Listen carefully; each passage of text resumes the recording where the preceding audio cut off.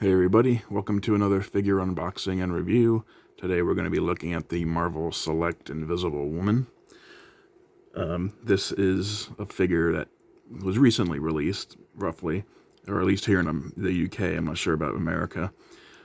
I think actually she came out like a month or two ago in America, but for me it's pretty recent. I've actually been sitting on this figure for a couple of weeks now because I've been busy doing other figure reviews. But I finally cleared up enough space that I can concentrate on this figure. So I do have the Mr. Fantastic figure as well, but he's already been unboxed and everything, so I'll probably come back and do that one later as a blast from the past. But when I say later, I mean like next year, year after, who knows. I never did get the Thing or the Human Torch Marvel Select. I do have the Legends versions, so I didn't get the Marvel Select, even though I know the scales are different. It doesn't bother me that much. I mean, Thing's supposed to be the biggest on the team, but it is what it is. And at the end of the day, I got the Mr. Fantastic and the Invisible Woman from Marvel Select because I thought they looked better than the Hasbro. Not the Hasbro. Well, yeah, it is Hasbro, but the Marvel Legend versions. So I don't care about the scale that much, to be honest. I don't mind my Thing being much shorter than Reed or Sue, and Johnny being shorter than Reed and Sue. I still think it'll look good on the shelf. And in fact, I have the Mezco Doctor Doom pre-ordered. So at the end of the day, I'm going to have a Fantastic Four Doctor Doom that's comprised of half Marvel Legends, half Marvel Select, and then Doom is a Mezco. So that'll be an interesting shelf display at the end of the day. But this figure I haven't had a chance to take out of the packaging yet, so I decided I would do the unboxing here. There's not a whole lot in the box, so it won't be that long and difficult like the Mezco stuff is. As you can see, the Marvel Selects do come with quite a bit more than the Legends do. Honestly, I don't know how they managed to do that. I mean, the figures themselves have less articulation than the Marvel Legends, but Hasbro is such a big company compared to Diamond. And for Hasbro, I mean, they both have to pay for the license from Disney, for the Marvel license. So the fact that Diamond can give you a figure that looks this good with this many accessories and for roughly the same price as Marvel Legends just tells you that Hasbro really needs to do better, honestly. If they're going to charge, I think this figure is like $29.99, and a normal Marvel Legends figure is about $24-25.99, something like that right now. But I'd rather pay, a little bit more for a Marvel Legends that looks more like this, and their scale, of course. That's really the only drawback, is the scale. It would be nice if these were the same scale as Marvel Legends, but that would be directly competing with Hasbro then, so that's definitely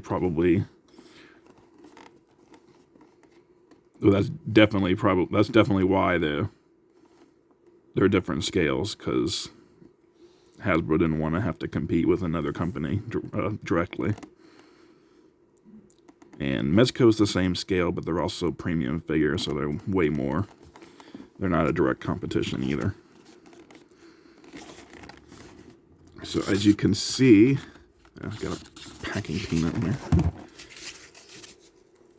As you can see, the Marvel Select comes on a blister card, and it's a big package as well.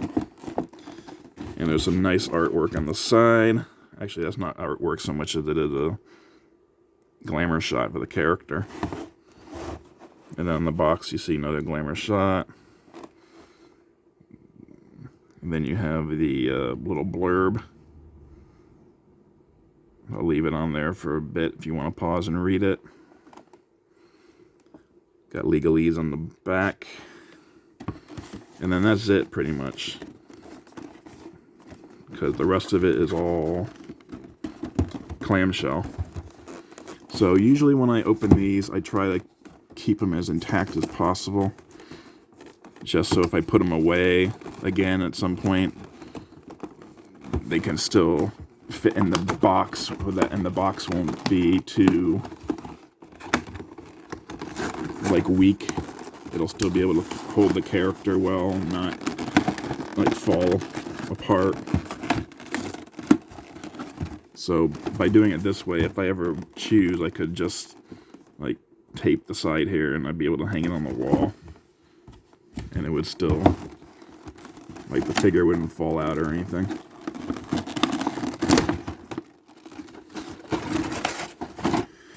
And you get one of these also in Marvel and Diamond Selects. They give you the list of products and stuff like that. Let's see there. I'm not going to go through that.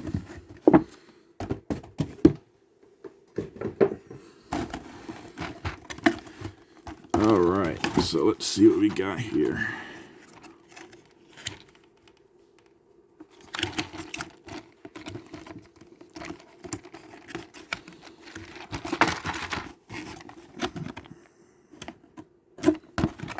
Okay. Interesting looking stuff in here, that's for sure. Looks like we've got several accessories.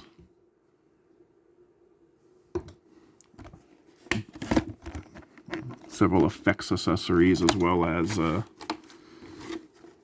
extra hands.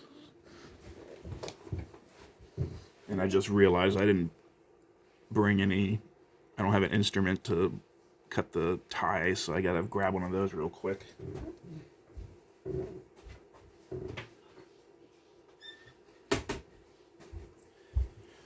But the figure itself looks pretty fantastic, pardon the pun. I do like the Reed Richards figure. I think it was a really well done figure. I have a few other Marvel Selects. I have the Apocalypse, the Juggernaut, and the Titanium Man, and I like all those figures as well. I also have Crimson Dynamo and Archangel on pre-order. So I'm looking forward to getting those eventually.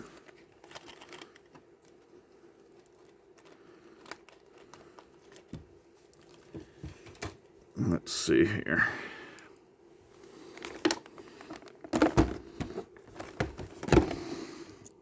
Let's free Sue from her package, her prison first.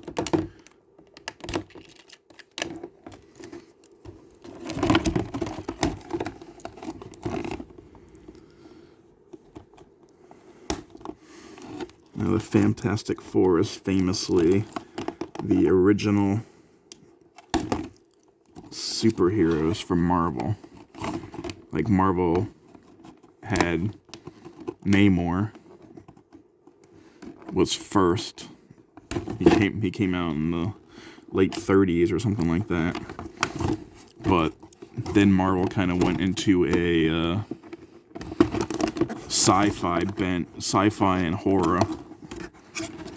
They did a lot of horror and crime mysteries and that kind of thing. But when one day Stan Lee decided, you know what?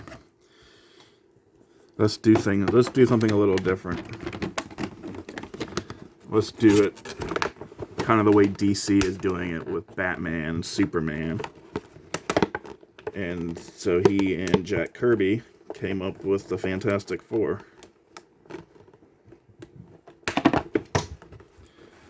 And that was in 1961. and they've been around off and on ever since.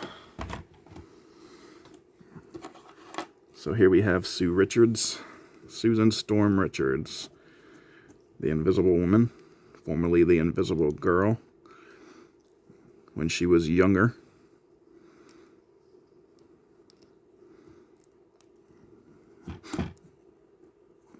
Out of the package, she comes with a lot of invisible effects there. Both hands are going invisible as well as her legs.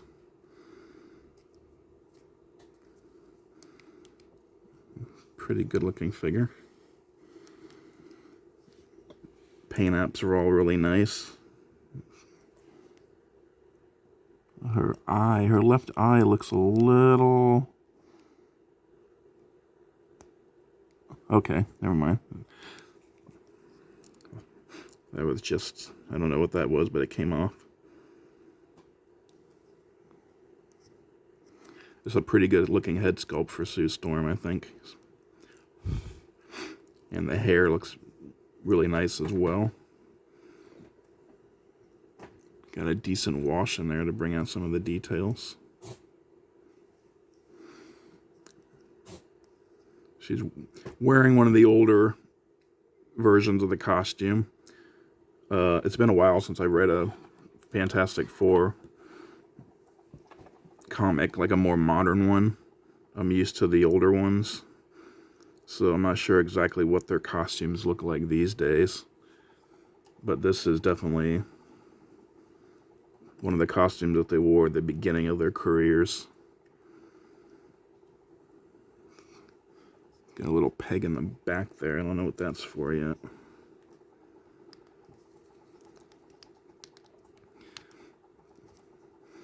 So going over articulation, and again, Marvel Select doesn't have as much articulation as Hasbro does, as Marvel Legends does. So you lose articulation for you get a less posable figure, but more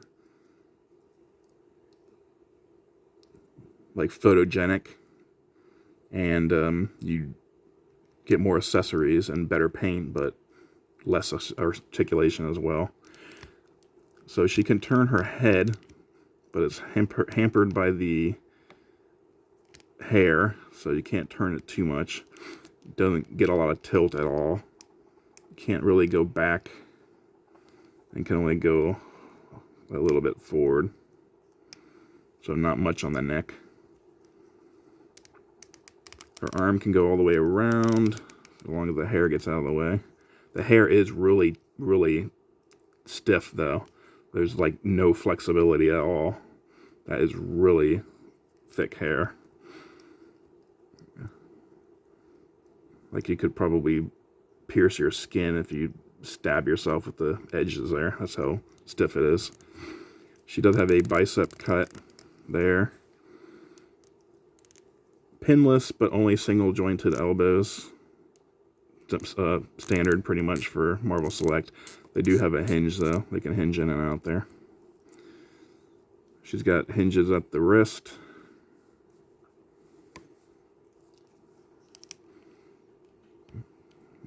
Two pairs of horizontal hinges there. She has a diaphragm cut, which most female figures, not only in this line, but in Marvel as well, have. She can't hinge forward too much, but she can hinge back quite a bit. She can turn at the waist. No drop down hips for these figures, but she can do the Van Damme splits. She's got that down. Kick out about that far. Kick back about that far. She's got a thigh cut. Pinless, single jointed legs with the hinge as well. She can't even get to 90 on that though. That's not that great. Her foot can foot can hinge back that far, forward that far. You got the rocker there, pegs at the bottom.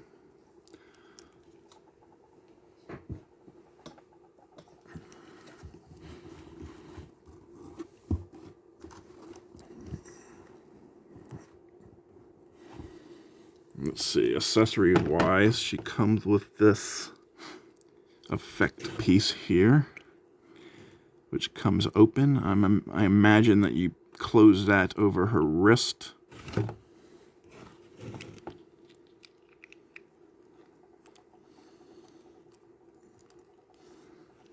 One of her hands is probably a grip hand. You can probably have her grip that piece in the middle there. And then put this over like that, so it looks like she's creating an invisible force ball type deal there.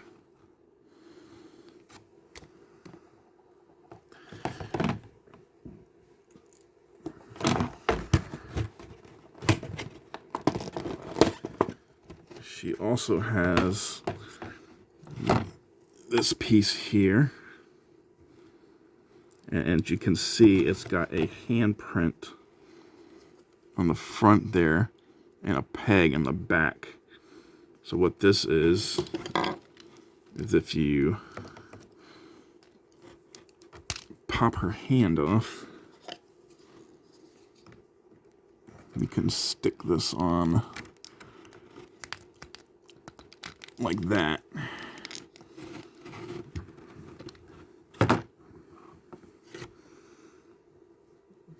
I will say they may need stands for this figure because she's got tiny ankles, being a female figure. Her legs are smaller, and her accessories are kind of heavy, so they're pulling her forward a bit. So you're gonna want to put her on a stand to keep her balance. Let her keep her balance.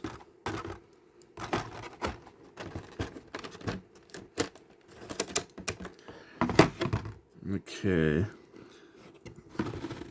This piece here, I think, goes with this huge piece on this side. See, this is why I don't like doing unboxings, because it doesn't give me a chance to really look at this stuff beforehand. I'm doing it live on camera, and it's a little frustrating at times.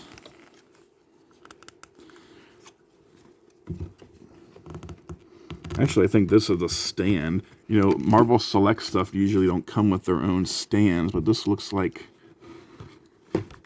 this probably pegs into her lower back here. Oops. Let's do that off screen.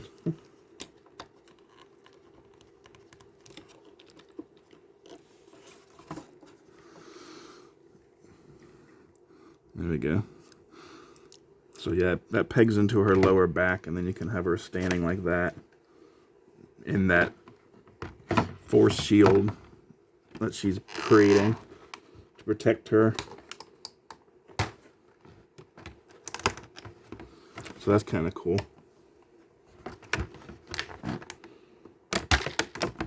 There are so many accessories here. Not Mezco many, but enough that it's frustrating taking them all out on camera. Alright, she does come with a bunch of other hands. Most of them are invisible style hands. We got an open left invisible hand here. Then we've got a left gripping invisible hand. This is the one that probably goes with that force ball I showed. The way it's open there, you can see you could probably slide the peg in the middle through the grip there and then close it around the hand. She also comes with a right fist and a left fist, because when invisible powers fail, well, actually that's a gripping hand again. Okay, well, so she comes with a right fist because when invisible powers fail, sometimes you need to hit people. And then there's a right gripping hand for that same ball, invisible force ball effect. So you can put on either hand as you choose. Okay. Just take me a few seconds to get the rest of these things out.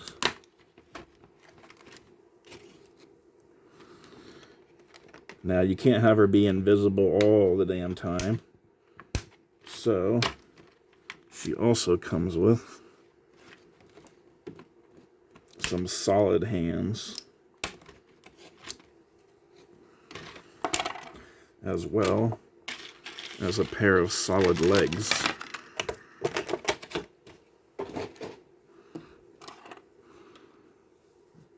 You've got a left fist with wrist,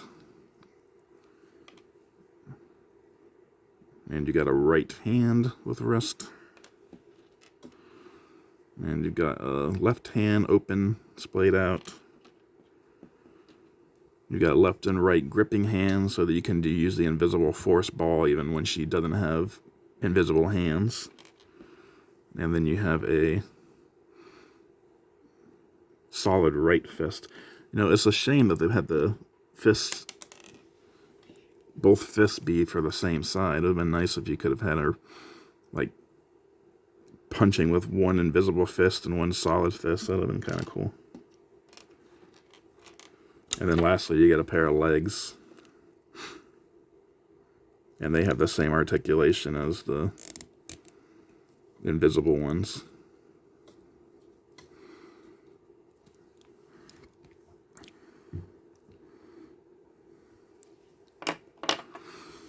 So,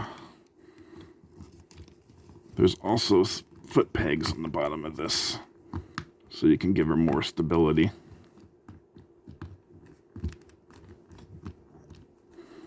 Or you can just use the foot pegs and forego this pole in her back.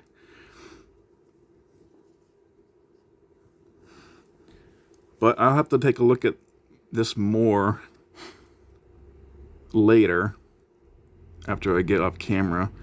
I've got a link to my Instagram. If you follow me there or check out there later, I'll probably have some pictures up of the various poses that I can put Invisible Woman through. Overall, decent figure. The lack of articulation is unfortunate, but that's what you pay for. You know what you're getting into when you pay for it when you get a Marvel Select. That's really the only drawback compared to Marvel Legends, in my opinion. But more articulation would mean less accessories. So I guess it really depends on what you would prefer. If you would prefer more articulation and less accessories, then Legend is the way to go. On the other hand, if you prefer vice versa, then Marvel Select's definitely the way to go. I chose this one because it looked better than the Marvel Legends Invisible Woman, in my opinion. I don't regret it. Most of my figures are standing in display, not in any particular pose, but you can't get dynamic poses from the Marvel Select figures, but you can get good enough poses. So I think it's worth it. That's my opinion. So comment down below what you think of the Invisible Woman figure. If you picked up any other Marvel Select figures yourself, give me a like and subscribe. And I'll see you next time.